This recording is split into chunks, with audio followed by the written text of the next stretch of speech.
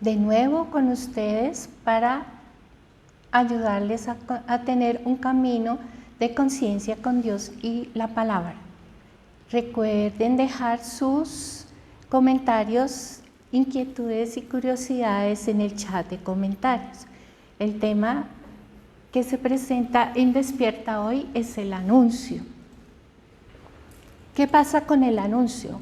La historia de este presente es el camino sinodal que nos lo da el Papa Francisco, y lo que él quiere es que salgamos a caminar. Esto no es nada nuevo, esto fue lo que Jesús nos dejó. Acá está la parte donde ustedes podrán leer en qué consiste ese camino sinodal. Entonces, ¿qué vamos a discernir? Vamos a discernir la acción de Jesús resucitado. Como ven en la figura, está soplando la barca para enviarnos hacia el camino. En esto ustedes podrán ir y contemplar en su Biblia a Marcos 16, 14, 20 y a Mateo 16, 20. Aquí lo que vemos es que el resucitado usa unos carismas, que es de liberación, la diversidad de lenguas, la sanación y la protección divina. Y el resucitado en Mateo nos da la oración, el gobierno con autoridad y el servicio diaconado para bautizar y dar una enseñanza. Esos son los carismas que nos da Dios para realizar ese camino sinodal y está contemplado en esos dos evangelios. Entonces esos carismas se desarrollan en los ministerios. En Efesios 4, 7 al 8 y del 11 al 13 encontramos los siguientes elementos, que Dios nos da 7 dones y muchos carismas. ¿Y quiénes lo van a ejecutar? Entonces unos ministerios. ¿Y quiénes son? Apóstoles, evangelizadores, profetas, pastores y maestros. Para esto tenemos que esos ministerios son contemplados en el mismo Efesios en los versículos 12 al 13. Para ello, él nos dice que hay que tener un ordenamiento de los santos y una orden a las funciones del ministerio. ¿Cómo es el ordenamiento de los santos? Por lo regular siempre nos dicen a nosotros que somos pecadores. Deberíamos tratar de decirle a la gente que son santos porque son santos por el bautismo y no tratarlos como pecadores. ¿Por qué? Porque hemos recibido a Cristo, que es el santo, y el Espíritu, que es santo, que vive en nosotros y nos santifica. Además, es una opción por la vida, por la santidad. ¿Cómo voy a tratar a los hermanos que están al frente? Por todos los carismas, que esta función que se ordenen los hermanos. Entonces, la pregunta para ustedes es, ¿cómo llamas a tus hermanos de la comunidad? Ahora, esa orden a las funciones las tenemos que hacer con lo siguiente. Van a ustedes ver funciones de ministerio de predicación, funciones de ministerio de intercesión o pastoreo o gobierno coordinadores. Entonces siempre deben establecerse las funciones y escribirlas, y eso hace que haya un buen ordenamiento. Lo otro es justificarse ante el cuerpo de Cristo. Entonces, la construcción del cuerpo de Cristo en la iglesia se hace visible ya sea con 10 o 15 personas, pero si tenemos 10 o 15 personas, entonces solo hacemos un muro pequeño. Lo que se debe llegar es que vengan más personas para que esa edificación sea visible y se construya sobre la roca firme de Jesucristo. Debemos llegar a la unidad de la fe. Entonces debemos hablar siempre del Señor y Salvador para llegar a esa unidad.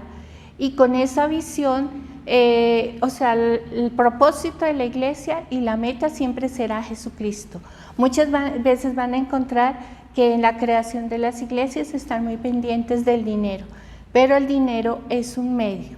Entonces, siempre creer que la provisión para desarrollar la visión y la misión la va a dar Jesucristo. El conocimiento pleno del Hijo de Dios. Recordad que en la Biblia el conocimiento no son datos ni información.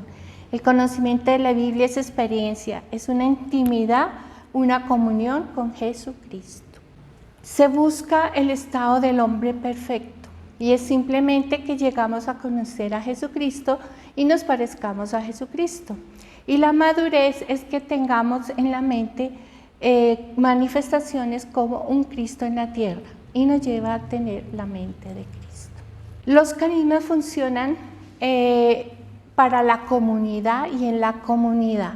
Entonces no se puede hablar de que entonces yo tengo el de consolación y entonces todos los demás se tienen que ir. No, todo es al tiempo, todo, y esto se encuentra en documentos de la Biblia. Entonces, ¿qué nos dice Apocalipsis 14:13? Nos dice que nos llevamos un trasteo, un equipaje de obras cuando partimos de este mundo.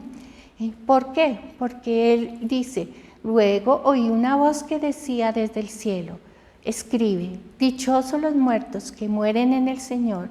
Desde ahora se dice, el Espíritu que descanse de sus fatigas, porque sus obras los acompañan.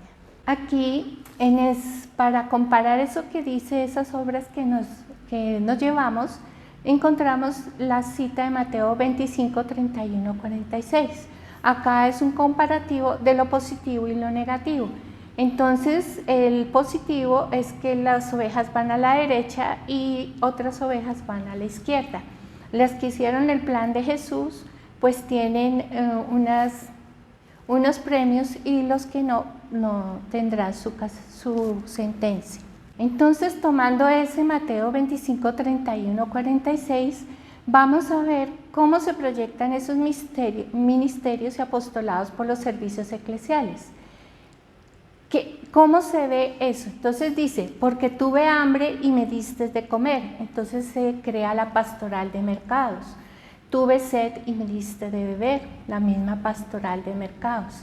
Era forastero y me acogisteis. Entonces tendríamos la pastoral de migrante y desplazado, que ya hay un artículo dedicado a este capítulo por la iglesia. Estaba desnudo y me vestisteis. Entonces hay roperos comunitarios. Estuve enfermo y me visitaste. Entonces está la pastoral de la salud. En la cárcel y viniste a verme. Entonces hay pastoral penitenciaria o carcelaria. ¿Qué es lo que estamos mostrando? Que esa palabra es vigente y actual. Conclusiones. Para lograr el servicio ministerio del anuncio, es necesario perder el miedo a usar los carismas. ¿Te vas a equivocar? Sí. Si a la edad que te encuentras y hablas mal el español o sabes lo bueno y no lo haces, reconocer el error y levantarse. Se hace obligatorio arriesgarse a ejercitar los carismas. A veces se juega el papel de víctima, pero exhortando a la persona para que asuma un papel de servicio se puede sanar. Debemos realizar un trabajo integral de los carismas. Los servicios específicos se integran. Los coordinadores, el Señor les da una visión para una necesidad. Y ahí esto hay que redactarlo, escribir y ese propósito que se quiere. Es necesario conectar la visión, la provisión y los ministerios para la proyección comunitaria. El Señor provee los recursos carismáticos, logísticos, contactos, cursos materiales. El Señor es el dueño del oro y la plata. Entonces tenemos una bonita oración que dice, ¿dónde están las manos de Dios? Cuando observo el campo sin arar, cuando los aperos de labranza están olvidados, cuando la tierra está quebrada y abandonada, me pregunto, ¿dónde estarán las manos de Dios? Cuando observo la injusticia, la corrupción, el que explota al débil, cuando veo al prepotente pedante enriquecerse del ignorante y del pobre, del obrero y del campesino carentes de recursos para defender sus derechos, ¿dónde estarán las manos de Dios? Cuando contemplo a esa anciana olvidada, cuando su mirada es nostalgia y balbucea todavía algunas palabras de amor por el hijo que la abandonó, me pregunto, ¿dónde estarán las manos de Dios? Cuando veo al moribundo en su agonía, llena de dolor, cuando observo a su pareja y a sus hijos deseando no volver a sufrir, cuando el sufrimiento es intolerable y su lecho se convierte en un grito de súplica de paz, me pregunto, ¿dónde estarán las manos de Dios? Cuando miro a ese joven antes fuerte y decidido, ahora embrutecido por la droga y el alcohol, cuando veo titubeante lo que antes era una inteligencia brillante y ahora harapo sin rumbo ni destino, me pregunto, ¿dónde estarán las manos de Dios? Cuando a esa chiquilla que debería soñar en fantasías la veo arrastrar su existencia y en su rostro se refleja ya el hastío de vivir y buscando sobrevivir, se pinta la boca y se ciñe el vestido y sale a vender su cuerpo, me pregunto, ¿dónde estarán las manos de Dios? Cuando aquel pequeño a las 3 de la madrugada me ofrece su periódico, su miserable cajita de dulces sin vender, cuando lo veo dormir en la puerta de un zaguán, titiritando de frío, con unos cuantos periódicos que cubren su frágil cuerpecito, cuando su mirada me reclama una caricia, cuando lo veo sin esperanzas, vagar con la única compañía de un perro callejero, me pregunto, ¿dónde estarán las manos de Dios? Y me enfrento a Él y le pregunto, ¿dónde están tus manos, Señor? Para luchar por la justicia, para dar una caricia, un consuelo al abandonado, rescatar a la juventud de las drogas, dar amor y ternura a los olvidados. Después de un largo silencio, escuché su voz que me reclamó. ¿No te das cuenta que tú eres mis manos? Atrévete a usarlas para las que fueron hechas, para dar amor y alcanzar estrellas. Y comprendí que las manos de Dios somos tú y yo, los que tenemos la voluntad, el conocimiento y el coraje para luchar por un mundo más humano y justo, aquellos cuyos ideales sean tan altos que no puedan dejar de acudir a la llamada del destino, aquellos que desafiando el dolor, la crítica y el insulto, se retienen a sí mismos para ser las manos de Dios. Educadora, educador, somos las manos de Dios. El mundo necesita esas manos llenas de ideales y estrellas cuya obra magna sea contribuir día a día a forjar una civilización.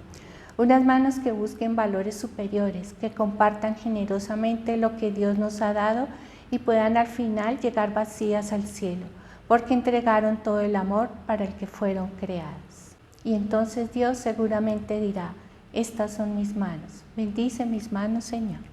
Mañana espero tener un nuevo encuentro con ustedes. Buena tarde.